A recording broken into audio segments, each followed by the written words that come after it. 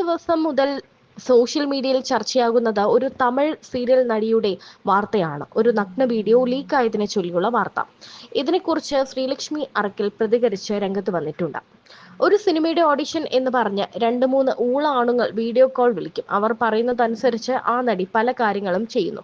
പക്കാ casting couch. ആ നടിയുടെ ഫോട്ടോയും ഫേസ്ബുക്കിൽ ഇട്ട് കേരളത്തിലെ കുറെ ആണുങ്ങൾ വീഡിയോ ഉണ്ടോ എന്നൊക്കെ ചോദിച്ച് ആ പെണ്ണിനെ പൂര തെറിവിളിയാണ്. അതായത് കാസ്റ്റിംഗ് കൗച്ച് ചെയ്ത ഇരപിടിയന്മാരായ സിനിമാക്കാർക്കെതിരെ അല്ല, ഇവിടുത്തെ കമന്റ് ഇടുന്ന ആണുങ്ങളുടെ ജനരോക്ഷം. എന്തിനാ സ്ത്രീ നഗ്നത തുറന്നു കാട്ടി എന്നതാണ് ഇവിടുത്തെ ആണുങ്ങളുടെ പ്രശ്നം.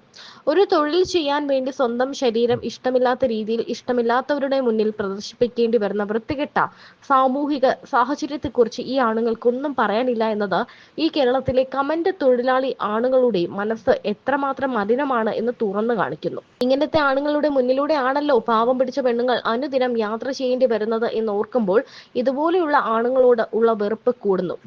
നഗ്ന വീഡിയോ ലീക്കായ സ്ത്രീയുടെ മാനസികാവസ്ഥ ഇവരൊന്നും ഒന്ന് ഓർത്തു നോക്കുന്ന പോലുമില്ല എന്നതും സങ്കടകരമാണ്.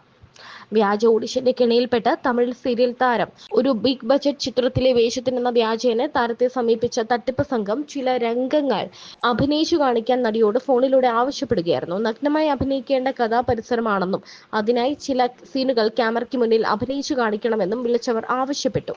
അവരുടെ നിർദ്ദേശപ്രകാരം അഭിനയിച്ച നടിയുടെ വീഡിയോ പിന്നീട് ചില വെബ്സൈറ്റുകളിൽ പ്രത്യക്ഷപ്പെട്ടപ്പോഴാണ് ഓഡിഷന്റെ പേരിൽ നടന്നത് തട്ടിപ്പാണെന്ന് യുവനടി തിരിച്ചറിഞ്ഞത്. ഈയിടെ ജയിലർ 2 സിനിമയിൽ അവസരം നൽകാമെന്ന പേരിൽ പണം തട്ടാൻ ശ്രമിച്ച സംഘത്തെക്കുറിച്ച് മലയാളി നടി ഷൈനി സാറ നടത്തിയ വെളിപ്പെടുത്തൽ വലിയ ചർച്ചയായിരുന്നു.